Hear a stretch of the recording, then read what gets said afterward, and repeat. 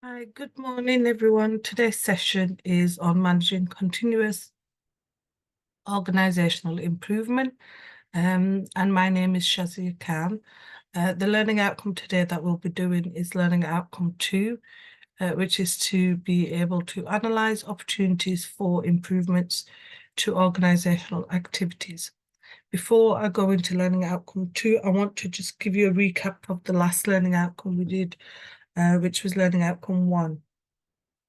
In learning outcome 1 on the unit on managing continuous organisational improvement, we looked at understanding how organisations create a culture of continuous improvement and acceptance of change.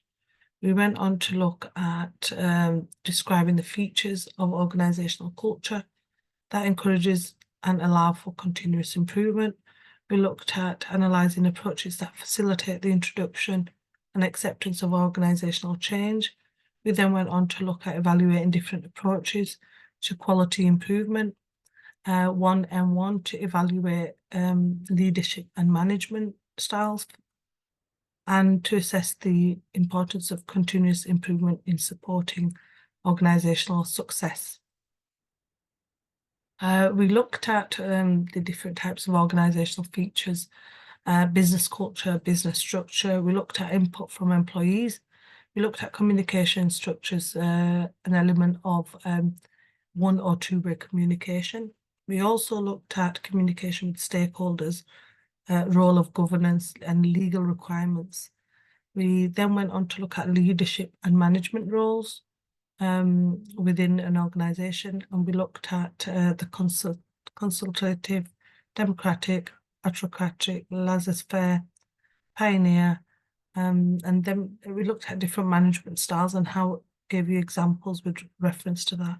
We looked at supporting communication, so team meetings, discussion groups, acceptance of risk.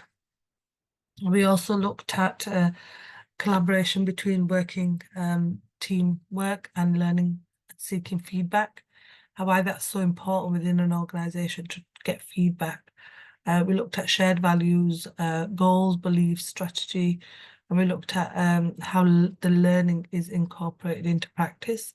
So how there's an encouragement of having new ideas in place, information systems to support learning and knowledge management, and investing in staff development, why that's so important for an organisation and why there's a need to invest in staff development. We then went on to look at continuous quality improvement, so top, down, bottom up.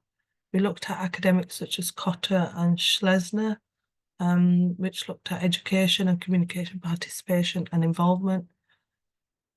We also looked at elements of the organisational culture, why it's so important with regards to any organisation, and the characteristics of organisational cultures such as stability, team orientation, attention to detail, etc. We then went on to look at contrasting organisational cultures, so organisation A compared to organisational B. We looked at different types of suggestions for changing culture. So, replacing unwritten norms, reward systems. We looked at Levin's 3-step change model, so unfreezing, moving, and refreezing. We then went on to look at elements of resistance to change, why there's individual resistance, such as maybe the security, fear of the unknown, it may be their habit. We looked at effective leadership and management roles. We looked at the directing leader, the coaching leader, the supporting leader, the delegating leader. We looked at what quality meant in regards to an organisation and why that's so important within any organisation. We then went on to look at quality gurus such as Armand and Fegman, Philip Crosby, Karo Ishikawa. We looked at the PDCA model cycle from Deming. We looked at the 6 stigma in regards to elements of how a process deviates from perfection. We looked at the black belts and green belts and what they meant within an organisational structure. So the black belt meaning the project leader, the master belt, black belt is a teacher mentor. And then we looked at the green belt being the project team members.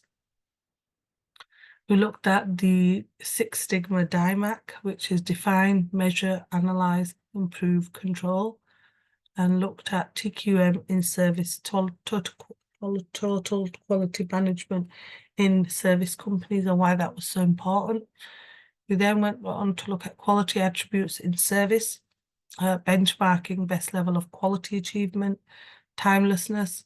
We looked at cost of quality, so the cost of poor quality, cost of achieving good quality, and external failure costs.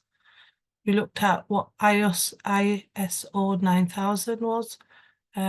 So quality management system defines fundamental terms and definitions. We looked at ISO 9001, which is standard to accessibility for customer satisfaction, and then IS 9004, which was guidance for the company on continual improvement of its quality management systems. We also looked at the element of why these procedures are put into place and why there's a need for these. So these were learning outcome 1. Now we're going on to learning outcome 2, which looks at elements of being able to analyze and improve for improvement to organizational culture. So learning outcome 2 is being able to analyze opportunities for improvement to organizational culture. 2.1 is to analyze sources of information used by organizations which help to identify the improvements needed. 2.2, explain big data and evaluate its contribution to organizational improvement strategies. 2.2M1 is review information to identify areas for improvement in a named organization. And 2D1 is evaluate the potential benefits of proposed changes to organizational activities in a named organization. So the indicative content.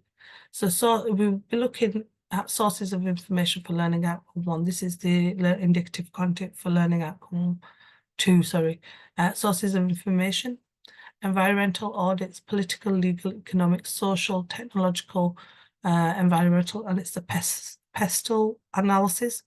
We look at organizational analysis, strengths and weaknesses in organization, internal management accounts, standard costing, monitoring of organizational activities and suggestion schemes, benchmarking, external audits, feedback from stakeholders, including appraisals, PDR, complaints, analyzing information, reliability of the source of information, and how widespread is a specific problem.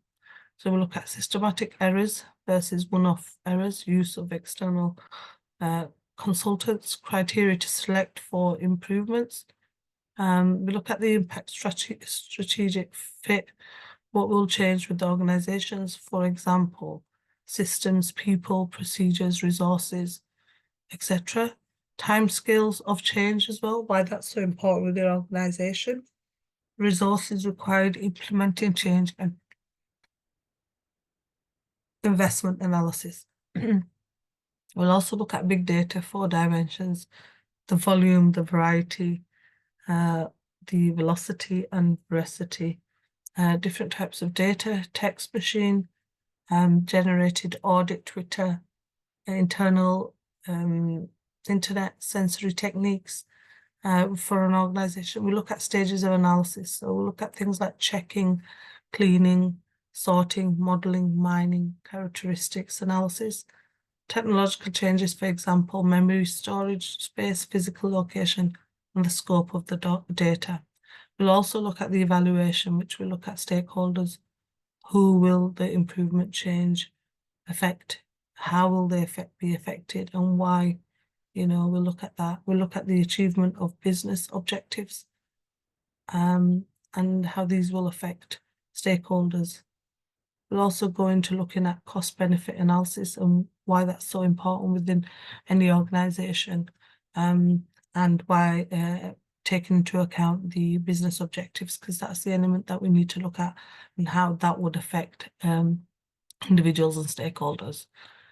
So learning outcome 2, be able to analyze opportunities for improvement to organizational change, Gibson et al. Pointed out organisational effectiveness is dependent on internal and external factors. For instance, like we said, technology, structure, process, work culture. We need to continuously be improving our approach and, meeting the organisational goals for increasing things like profits and, reducing costs. Organisations that recognise that they have to try to make these opportunities for improvements need to make these opportunities to create this organisational culture. And, we're going to look at that in more detail. So pest.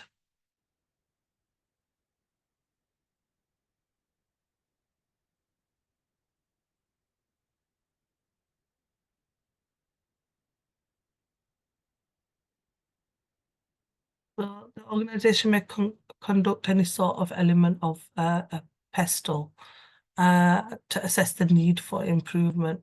And this is literally a framework or a tool used by marketers to analyze and monitor the macro environmental, which is external marketing environmental factors and the impact on the organisation. So it looks at elements of that, what challenges they have, and also looks at any sort of changes that can be made in regards to that.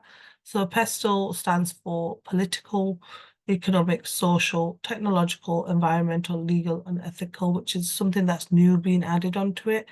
And the elements of that is going through elements of that, which we look at the issues around that in regards to what that impacts on. So in regards to PESTLE, the first one we've got is political factors, which is how and what degree a government intervenes in the economy. This can include things like government policy, political stability or instability in overseas market, foreign trade policy, tax policy. It could be things like labour laws, environmental laws, trade restrictions. So it goes on, the list goes on for political factors.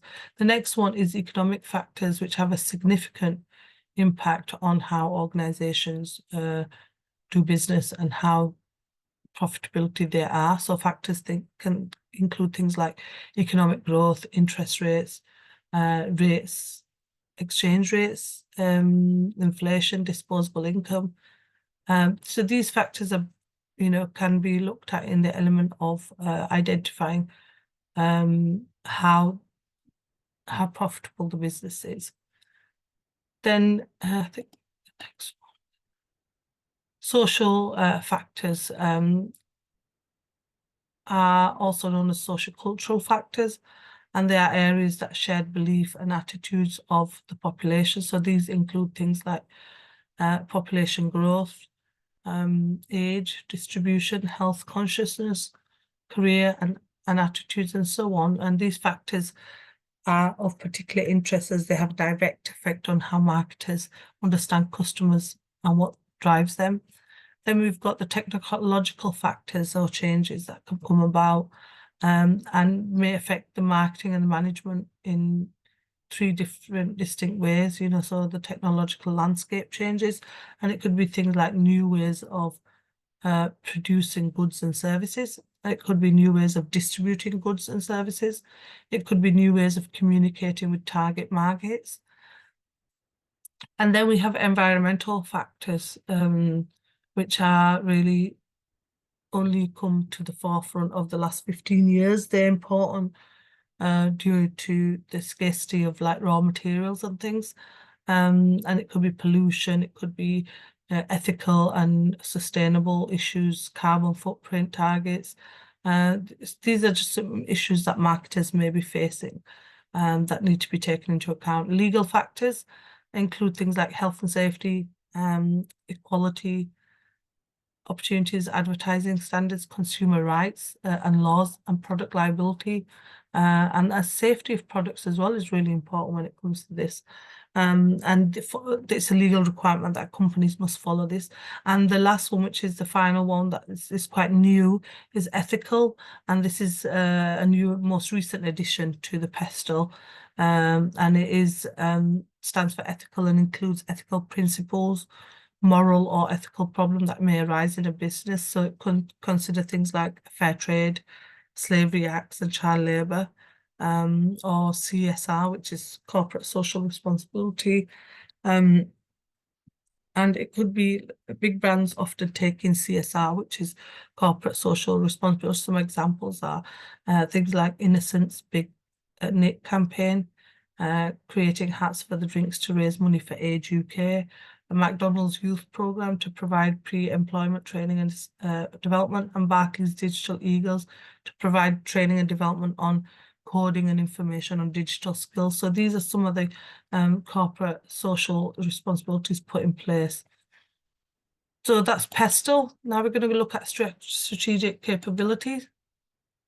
So strategic capability is really important in regards to elements of, any organisation, and it's a mix of knowledge, skills, tools, processes, and behaviours that combine and deliver any sort of organisational objectives. Analysing how strategic capabilities might provide value and sustainability is looking at the VRIO process, which is an element of looking at value, rarity, immutability in organisation. It's a business analysis framework for strategic management, and it evaluates all the sort of resources and capabilities of a firm. And it was proposed in 1991 by someone called J. Barney.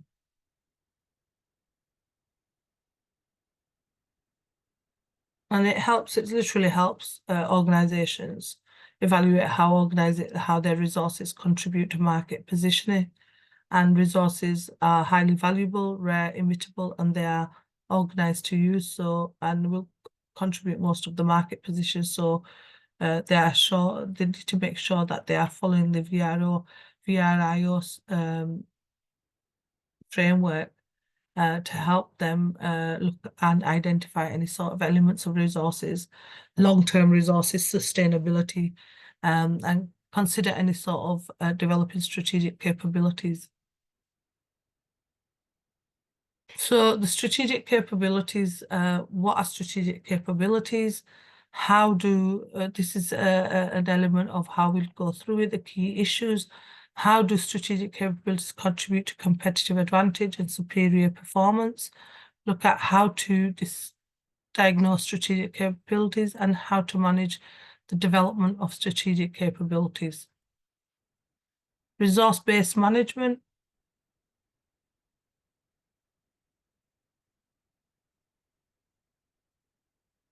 So a resource-based view is a strategy method that focuses on actual resources of a company.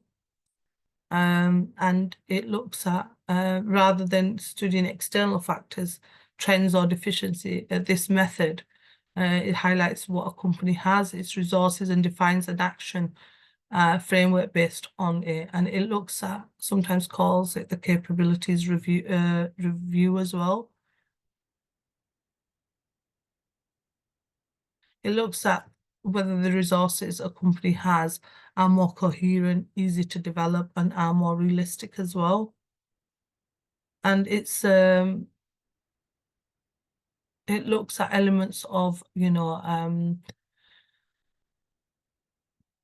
sometimes it looks at psychological elements, and it brings in, when you use the resource-based view, it brings in the method of PESTEL as well in this, and also the VRI analysis.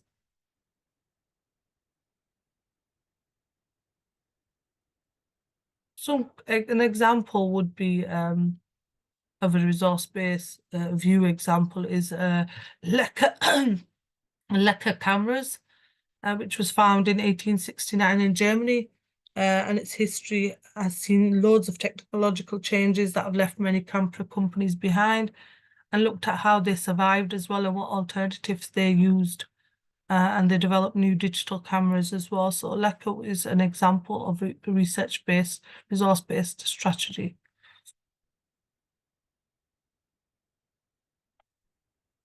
Resources and competencies, strategic capabilities are the capabilities of an organisation that contribute to its long-term survival or competitive advantage. So resources, like we said, are the assets of any organisation, and what we have, and the competencies are the ways that assets are used and deployed effectively and what we do well. Competencies of strategic capabilities.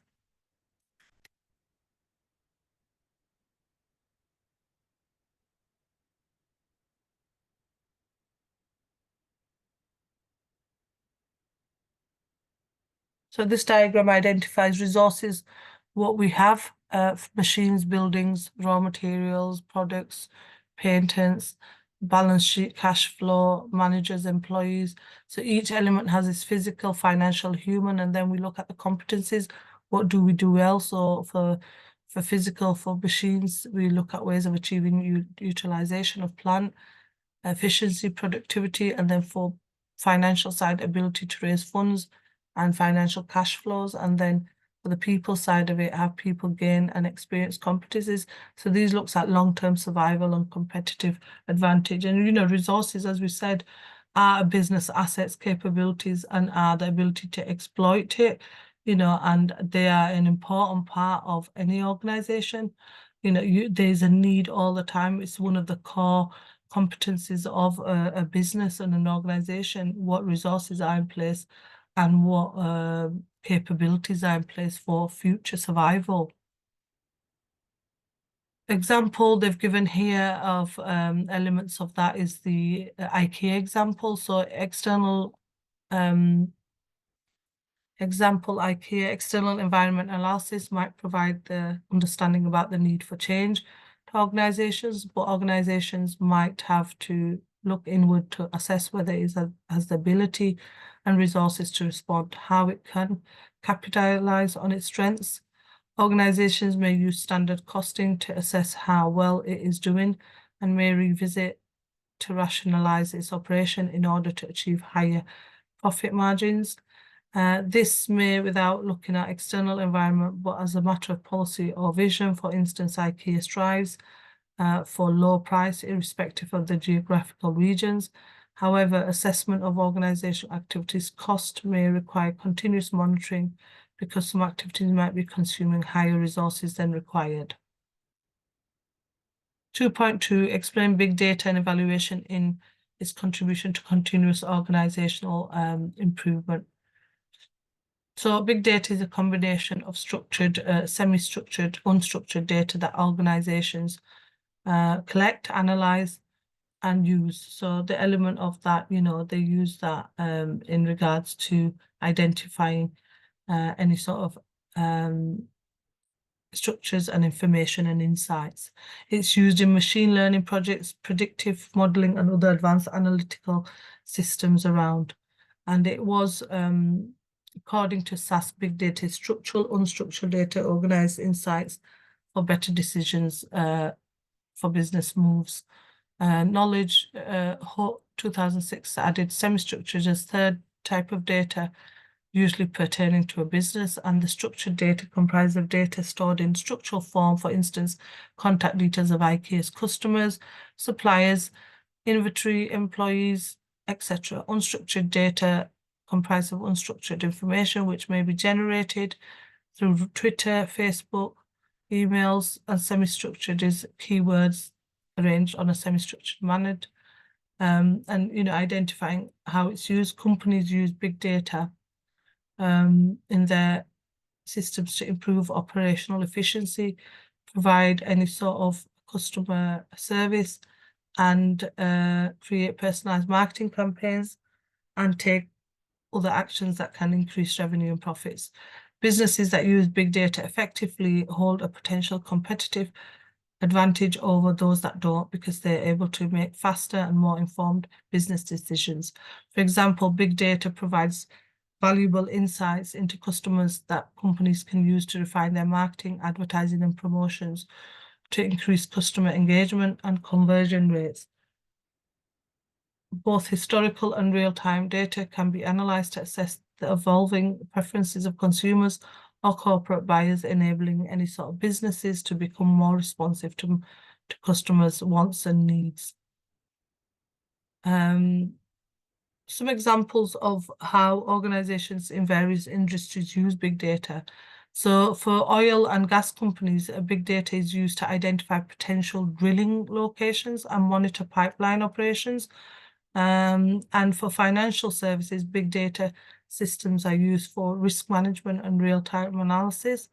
For manufacturing and transporting companies, another example, companies rely on big data to manage their supply and chains. And government agencies use big data for emergency responses, such as things like crime prevention and smart initiatives as well. So the 4 dimensions of big data are the volume, variety, you have veracity and velocity.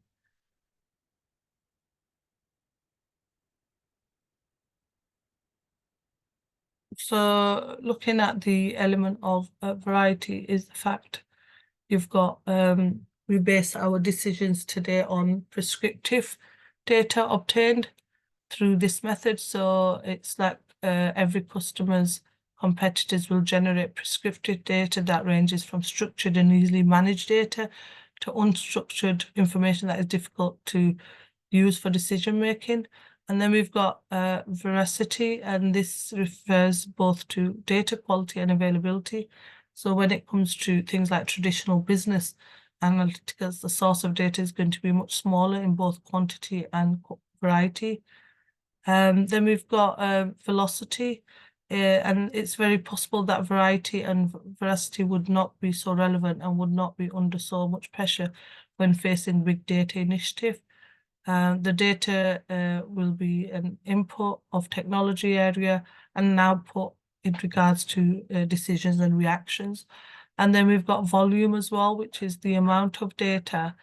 You may have heard more than one occasion that big data is nothing more than a business intelligence. Big data needs a certain amount of data, but having a huge amount of data does not necessarily mean they are working on the field of data. So these are the 4 main dimensions of big data. So I've gone through each one, so you've got a better idea. So volume, like I said, it uses cases. A commercial aircraft generates 3 GB of flight sensor data in 1 hour.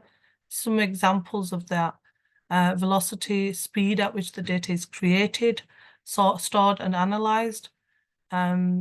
Variety refers to sources and types of data, and then variability refers to the biases, noises, abnormalities, ambiguities, and latency, and the other important 2 V's of data: validity and volatility.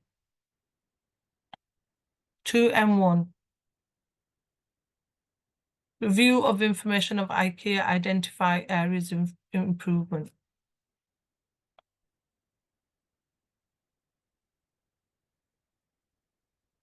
So superior pointed data analysis is not the goal in itself, but it's done to assist business to make better decisions, making data better, enabling data-driven decisions by every department at every level.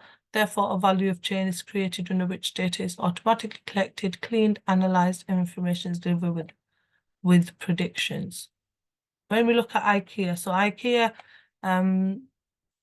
works with more than 1,600 direct suppliers spread across the globe, ensuring these supplies' quality and compliance is essential to maintain the commitments of IKEA. And it's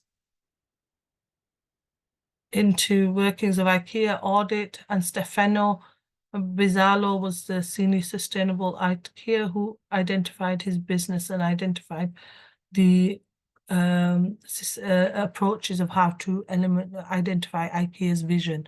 IKEA's vision is to deliver low home furnishing products with quality through a simplified and cost-effective manner. That was identified in 2018, and what their vision is, what they intend to do. So their vision is to create a better everyday life for many people. To achieve this, IKEA was established in 1,800 suppliers worldwide, encouraging its do-it-yourself concept to reduce any sort of transportation, inventory, and assembly cost. However, after Brexit, IKEA is exploring cost-effective material, for instance, bamboo. IKEA at present is heavily dependent on wood and it may adversely impact IKEA in the coming times because of the growing cost and concern for environment. However, bamboo-based, home-based product is thought of east, for instance, China, India, because there are abundant availability of raw materials and bamboo is used for centuries. IKEA has entered China during 1990s, but soon realized its products are considered to be costlier. It has to develop local supply chain and introduce products matching local taste, along with setting up stores near public transportation facility. In memo stated 2017, the point of having indirect presence and supply from India, IKEA is planning and set up 25 stores. However, IKEA may face similar challenges in India, but bamboo-based product may be a recipe for a developed nation, and it may not be a aspirational product for Chinese and Indians.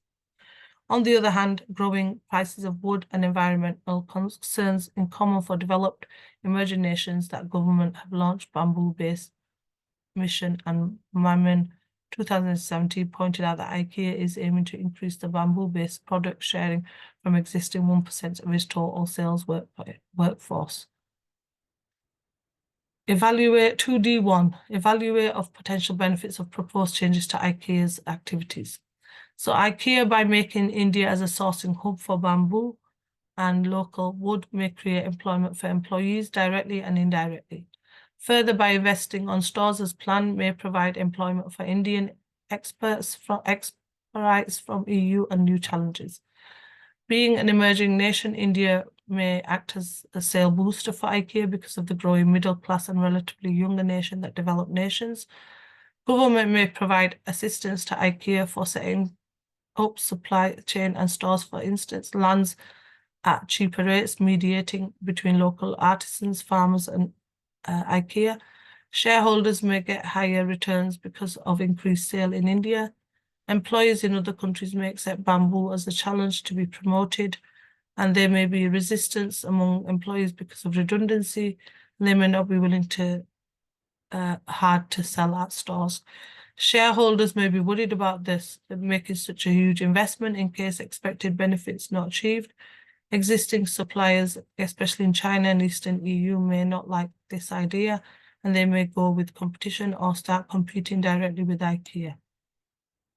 So these are some of the references we've used for elements of this part of the slides. Okay, so Shapiro, Memon, these are academic sources that we've referred to, that you can go onto the links and have a look at these as well. Backup slides to help with learning outcome 2. So we looked at elements of what is environmental auditing and why this is so important in regards to organisation. So environmental auditing is a systematic, documented, periodical and objective process in assessing an organisation's activities and services in relation to assessing compliance with relevant statutory and internal requirements, facilitating management control of environmental practices. An environmental audit is core to any organisation as it evaluates the organisation's environmental performance. Environmental audits can be done on specific procedures and operation areas to assess the effectiveness and compliance with environmental rules. And they are there to ensure that organisations and companies do what they can to preserve the environment. Environmental auditing is used to investigate, understand and identify, and they are used to help improve human activities with the aim of reducing adverse effects of activities on the environment. Environmental audits aim to accomplish numerous goals from a broader point of view. These audits assess the company's environmental impact, and it can also look at elements of, it can show managerial teams what they can do to improve their environment, sustain it and prove with the environmental processes put into place and how they impact on positivity, affecting things like, productivity or efficiency, and if there's any risks to find from the environmental audits. And they are really crucial in any organisation. in standardizing compliance measures across the organization and making sure that companies can understand where training is needed and where there's the right control systems in place. They can determine whether the company has adequate streams of communication in regard to environmental compliance and make sure that they are, complying with the regulations that are put in place and make sure that they're complying with any sort of laws that are put in place. Auditing, another important element of any sort of organization. Auditing is to do with the financial side of it, is a review and verification of your financial documents, which shows that, there are elements of legal compliance in place. So, the term audit, its origins are financial. The International Chamber of Commerce, ICC, produced a definition in 1989, which is a management tool comprising systematic, documented, periodical and environmental evaluation of how well environmental organization management and equipment are performing with the aim of helping to safeguard the environment by facilitating management control of practices and in assessing compliance with company policies, which will include regulatory requirements and standards applicable. And environmental auditing is carried out when development is already in place and is used to check on existing practices, establishing the environmental effects of that. So it's really important in an organisation when we look at auditing to make sure we look at the financial side of it, examine the financial statements and give a true and fair financial position of the organisation. And the main purpose is to ensure that compliance with laws and regulations are put in place to help maintain any sort of accurate and timely financial reporting and data collection. So it's really important for any organisation. Distinction between environmental reviews and an environmental review and an environmental audit. So as we said, the environmental audit is there to collect objective audit evidence to compare specific compliance requirements, which an auditor will do, and an environmental audit it's a similar approach, and it's for the purpose to demonstrate compliance with specific regulatory requirements. So the status of regulated compliance may be very important to buyers and elements of customers out there. So this table identifies the difference between a review and the audit. So what is the subjective? So for review is to determine which performance standards should be met, and for an audit is to verify performance against their standards. And then which environment issues are covered. So for a review, all known environmental issues with or without explicit standards to measure performance, and for audit, only issue for which standards exist. For example, regulatory requirements, internal company standards, or good management practice. How often are they required? So for the review, before developing environmental management systems, or before and after any significant changes in operations or practices. And for an audit regularly or on a pre-planned cycle basis. For a review, what are the geographic boundaries? So wherever the business could have an environmental impact in the life of product, raw material selection, transportation, etc. And for an audit, usually well-defined geographical boundaries, example, the limited to the site, companies or local planning authority. Distinction between financial audit and environmental audits. So financial audits, the legal basis is part of regulatory process. Organizations are here to perform it. And for an environmental, just going to increase it a little bit. For the environmental one, with exceptions, environmental audits are voluntary affairs. And then the frequency for financial audits is annual affairs. For environmental, whenever the organization decides to perform one. Who does it? For the financial audits, it's performed by external staff certified to do this. And for environmental audits, it's performed by external or internal staff Professional indemnity considerations. There are no legal requirements of auditors to be competent or trained, although professional bodies in many countries try to stop this. Methodology for financial audits are based on comparative standards which are publicly available, general principles of accounting. For environmental audits, you've got varies very much between auditors and companies. For financial audits, the access to audit, the results are public documents in the form of annual reports. For environmental audits, with very few audits are public, although some results are often published in environmental reports. The liability for financial auditors are partially liable for their reports. They have to provide a true and fair view of the organisation.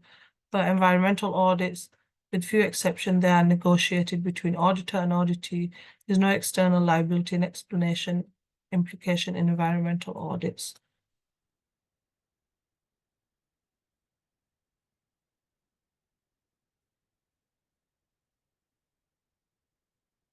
And then you've got the element of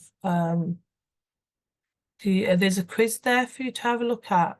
So we've looked at the element of financial audits and environmental audits, and looked at the importance of this within an organisation. So, why there's a need to have it.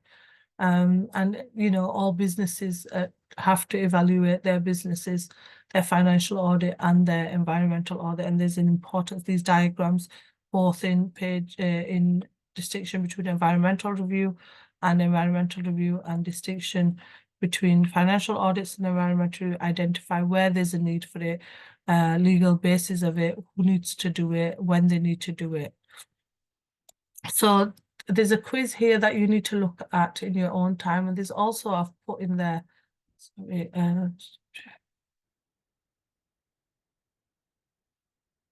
share that. Okay, sorry about that.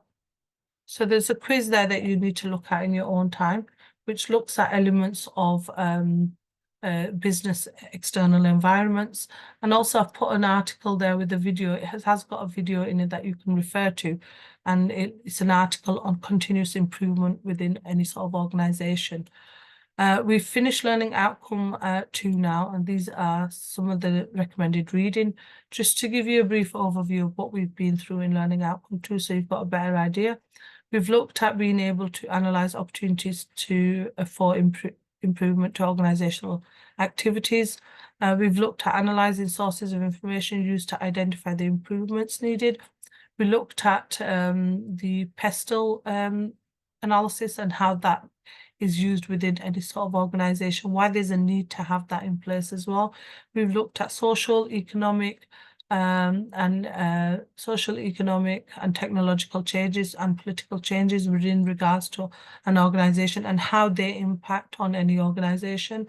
We looked at elements of strategic capabilities, and we looked at evidence, looked at the VRIO analysis on looking at value, rarity, inimity and organisational support, and why that's important in regards to strategic capabilities. We looked at elements of resource-based strategy and looked at the resource-based view and gave some examples of that and why that's so important for capability in regards to identifying the strategy of a organisation. We looked at resources and competencies. We also looked at competence of strategic capabilities.